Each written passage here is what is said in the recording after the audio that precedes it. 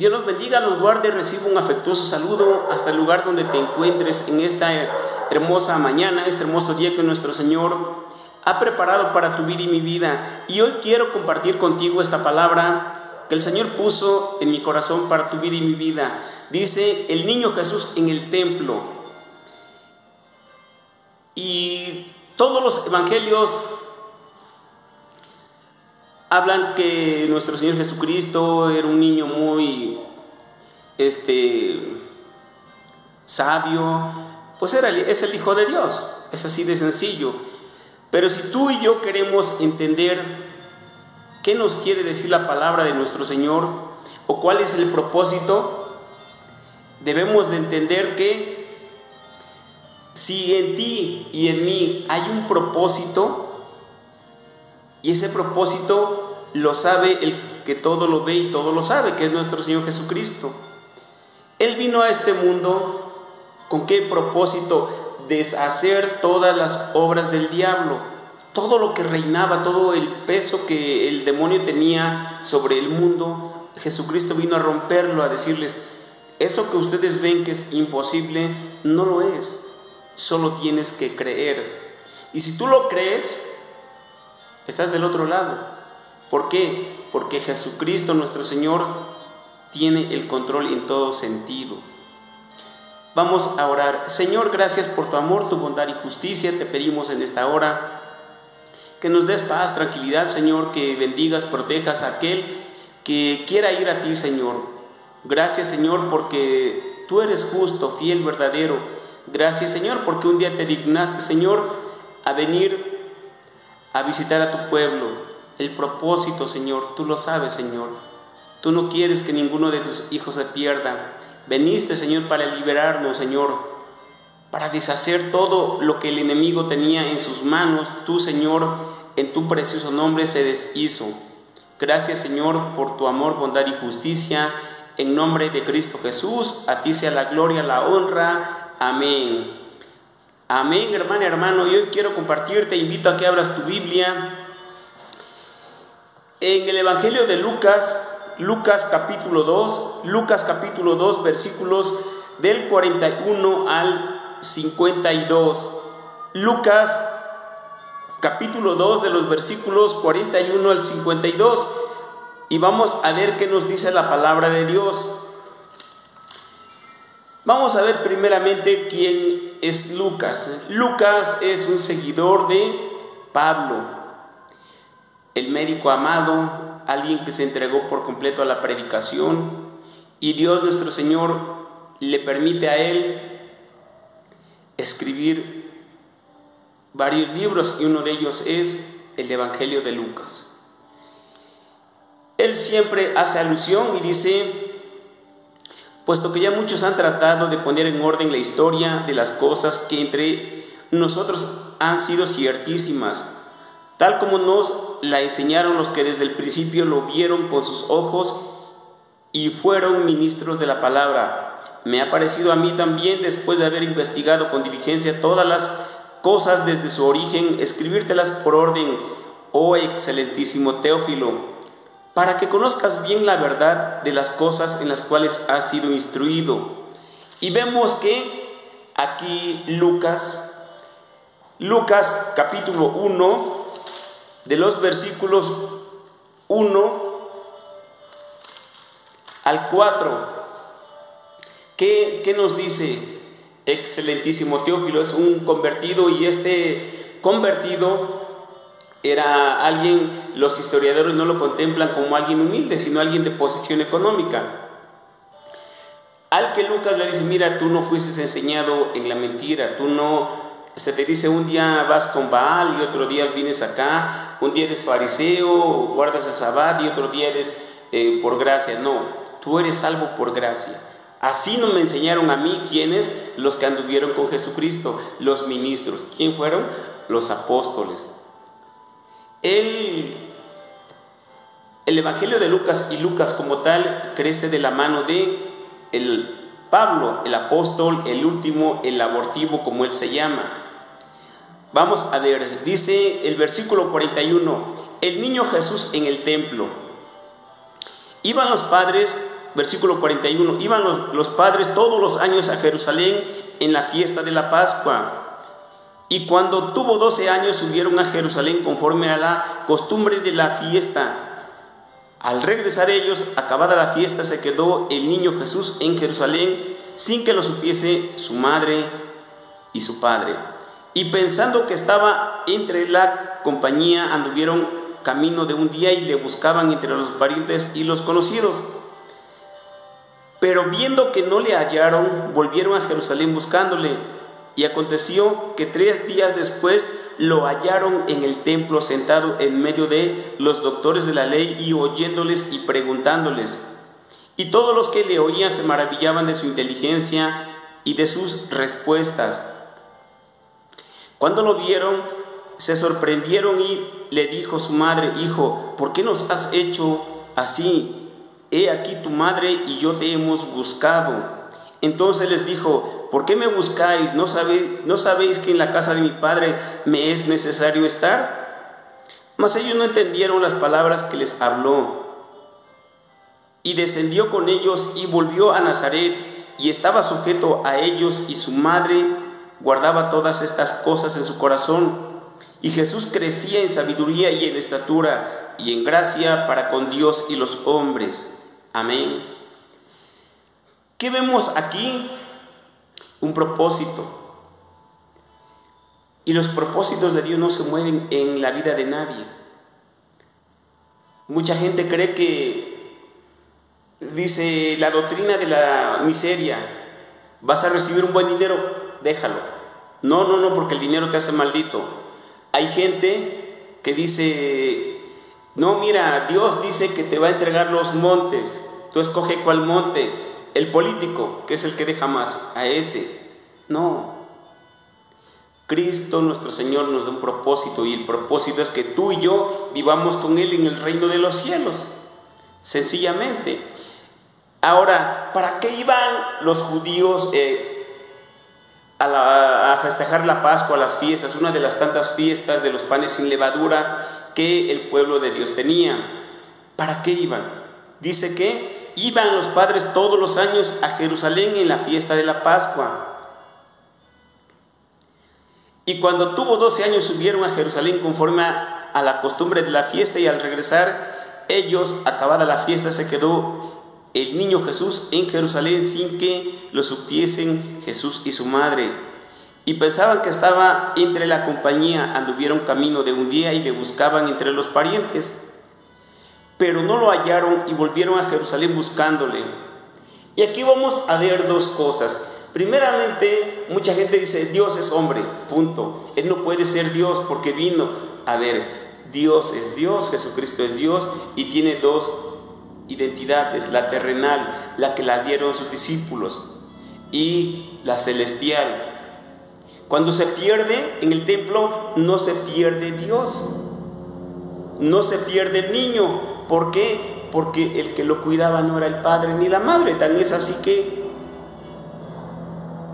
dijeron: oye, no está. Y se tuvieron que regresar. Caminan un día y bueno, vemos aquí María tiene ya lo que le fue anunciado, que el niño va a crecer, es el Hijo de Dios. Ya tiene antecedente de quién es. José también lo sabe, pero ya se les perdió. Eso no quita que es que les perdió. Tú puedes pensar: mi hijo es demasiado inteligente, pero si tú estás en el centro comercial y no lo encuentras, obviamente te pones todo histérico o histérica, porque tu hijo no es Dios, ni el mío es Dios. Es simple. Tu hijo adulto pasa un día, 2 días y no sabes de él, y le llamas y no te contesta, y oye que lo vas a ver, y eso que ya es adulto, mayormente un niño. Dice que él fue con sus padres al templo, la obediencia de un niño. Luego dice, cuando regresaban, el problema, ya no lo encuentran. Luego dice, anduvieron camino de un día y le buscaban entre los parientes y los conocidos, pero no le hallaron, volvieron a Jerusalén buscándole. Y aconteció que 3 días después le hallaron en el templo sentado en medio de los doctores de la ley, oyéndoles y preguntándoles. Y aquí viene algo muy ¿Quién lo protegió por 3 días, 72 horas? ¿Quién le dio de comer? Porque era un niño. ¿Quién le dijo, vete a bañar a mi casa? Y muchos historiadores, no está en la Biblia, muchos historiadores dicen que la familia de Lázaro, él lo protegía, que él estuvo con ellos. Pero no está en la Biblia. Pero para efectos de la enseñanza lo vamos a tomar como que estuvo ahí con ellos. Dice que, y aconteció que 3 días después lo hallaron en el templo sentado en medio de los doctores de la ley, oyéndoles y preguntándoles. Y aquí viene la sabiduría que no te la da nadie. Ya lo encuentran así, o sea, no lo encuentran al niño vagando, pidiendo, mendigando, no, lo encuentran en un territorio que él con el tiempo va a ir otra vuelta. Va con los maestros, los doctores de la ley, los escribas, los fariseos, con todos va, dice, a hacerles preguntas. Les respondía y les preguntaba, punto. Y todos los que lo oían se maravillaban de su inteligencia y de sus respuestas. Todos los que lo oían se maravillaban. Pero aquí viene lo más hermoso y la enseñanza más fea. Los fariseos, el pueblo de Israel, recibe al enviado de Dios. La primera enseñanza en público se las da a ellos. Y eso no quiere decir que creyeron en él, porque no lo hicieron. Y tú y yo estamos ahí clavados en ese montón de escribas, fariseos y todos. Porque Dios nos habla, escuchamos su palabra, la leemos en la Biblia y no queremos hacerle caso. Nos pesa mucho, muchísimo, nos pesa ser obedientes a Dios. ¿Y qué tenemos que hacer? Piensa. ¿Qué vas a hacer tú y qué voy a hacer yo? Dice la Biblia que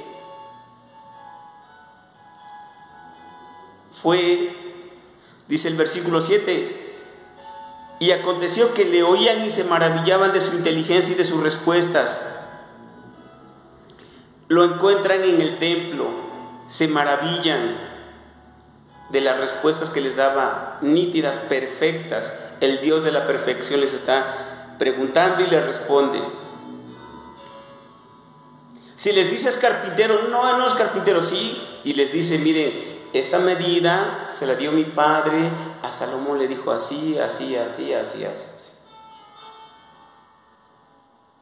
Porque es el Dios perfecto, el que todo lo sabe y todo lo hace excelente. Dice que el versículo 8 dice, y cuando lo vieron se sorprendieron, le dijo su madre, hijo, ¿por qué nos has hecho así? He aquí tu padre y yo te hemos buscado con angustia. Obviamente la madre, ahí escoge tú, si eres damita, ¿cómo le dirías a tu hijo si no aparece en 3 días, no? ¿Qué le dirías, no? María le habla en un sentido espiritual, hijo, tu padre y yo te hemos buscado, ¿por qué nos haces esto? O sea, ¿por qué nos pones de cabeza? ¿Por qué? Porque la madre, en su amor infinito, tiene que cuidarlo. Y sabe que Jesús, en teoría, no les pidió permiso, mamá, me voy a quedar, no se lo hubieran dado. El versículo 49 dice, entonces él les dijo, ¿por qué me buscáis? ¿No sabéis que en los negocios de mi padre me es necesario estar? ¿Por qué me buscan? Y así como que es una retórica. Por eso mucha gente dice, el cristiano odia a María. No odia a María. Creemos que María es la madre de Jesucristo en la tierra. No la adoramos como a Dios. Sabemos que ella no es, como muchos dicen, es mediadora. La ponen a la par de Cristo. No es mediadora. Nada más hay un solo mediador y es Jesucristo. Por eso aquí Cristo, una de las que les dice es, ¿por qué me buscan? ¿No saben que en la casa de mi Padre debo de andar? De los negocios de mi Padre me debo de ocupar. Cristo nuestro Señor ya está empezando a decirles quién es. Los negocios de mi Padre, ¿de quién? el Dios verdadero, el que desciende su nube, el que llenaba el templo, de él yo me tengo que encargar. Y aquí la doctrina de la prosperidad, aquí es cuando agarra y dice, espérame, Dios te manda que hagas negocio para acá, negocio para allá, en esto, lo otro, o sea, endeudan a sus feligreses y luego ya el pobre feligres ya no sabe ni qué hacer, oye, ya le debo a este, aquel. ¿Y cuál es el resultado? El resultado es que malinterpretan este versículo. Cristo te dice a ti y me dice a mí, ¿quieres tú interesarte por lo que yo te encomiendo? Yo no te encomiendo otra cosa que la palabra. Estás en el templo o estés fuera del templo, pégate a la palabra, no te muevas de ahí.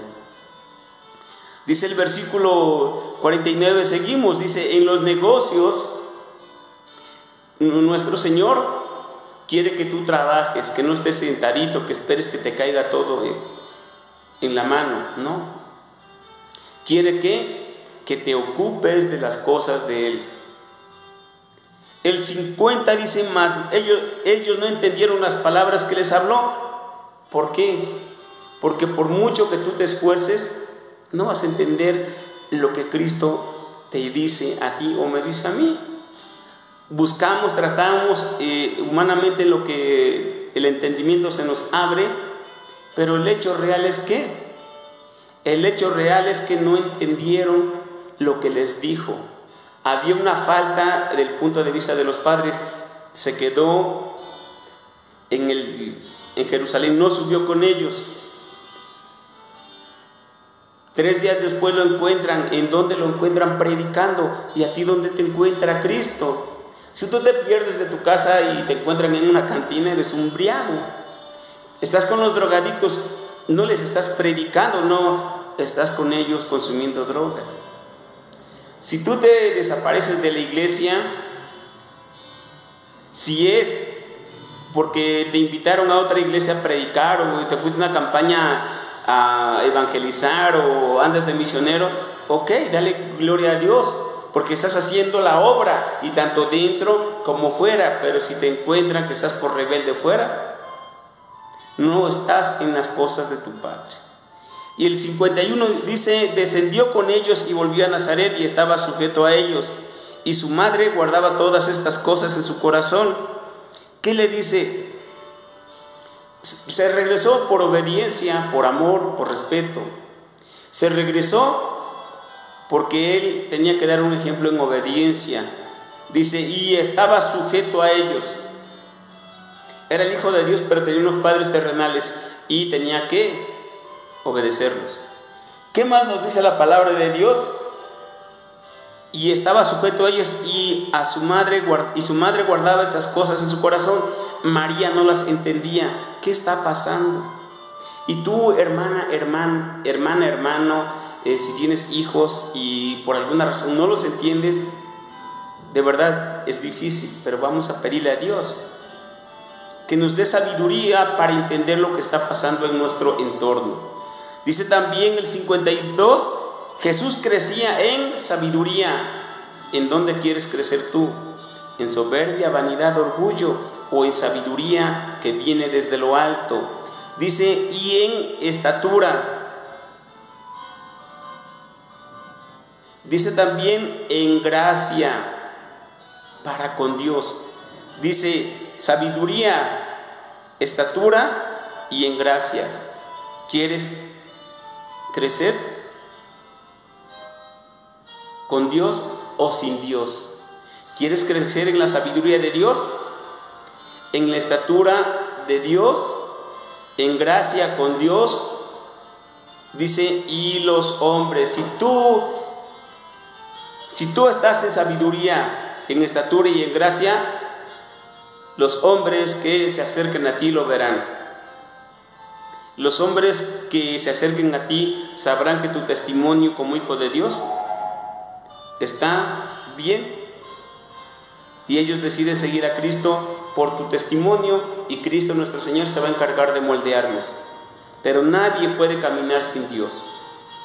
Con Dios todo y sin Dios nada. Hermana, hermano, qué bendición que nuestro Señor nos haga entender, quiera que entendamos, que crezcamos en sabiduría, en estatura y en gracia, porque si no nos vamos a perder, hermana, hermano. Y créeme, a nadie, absolutamente a nadie, vas a poder llevar a los pies de Cristo si tú vives fuera de Dios. ¿Tienes hijo rebelde? Haz como María.